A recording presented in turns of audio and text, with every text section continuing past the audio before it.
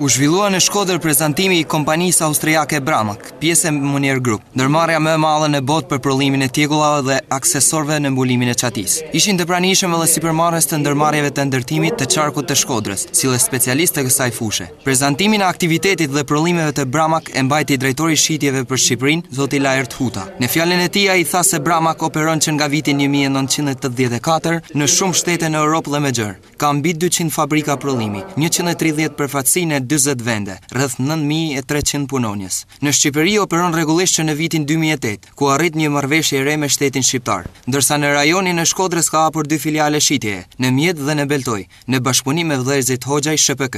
Që prej qershorit të vitit kaluar, Bramak është pjesë e grupit më të madh në botë, firmës Monier për prodhimin e tjegullave dhe aksesorëve për çati.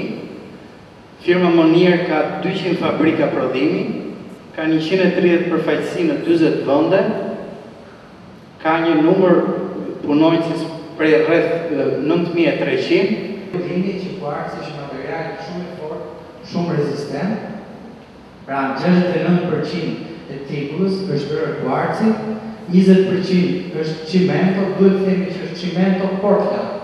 Cimento e përzgjedhur nga kompania si cimento më I mirë për produktin Bramak. Drejtori Huta u ndal tek cilësia e lartë e prodhimeve të kësaj kompanie, prodhime që realizojnë të gjithë ciklin e ndërtimit dhe mbulimit të çative. Ai theksoi se tashmë janë të provuara këto prodhime për standardet e larta, shumëllojshmëri dhe ngjyra rezistente. Ajo vjen në 3 versione të ndryshme të tjegullave klasike: Natura, Standard dhe Protector. Bramak e quan të suksesshëm aktivitetin e deri tanishëm të saj në Mjet dhe në Beltoj të Shkodrës. Ndaj është duke punuar për zgjerimin e rrjetit edhe në shumë rajone të tjera të Shqipërisë. Sipërmarrësit të ndërtimit të pranishëm në këtë prezantim I vlerësuan prodhimet e Bramak si më cilësore në tregun shqiptar.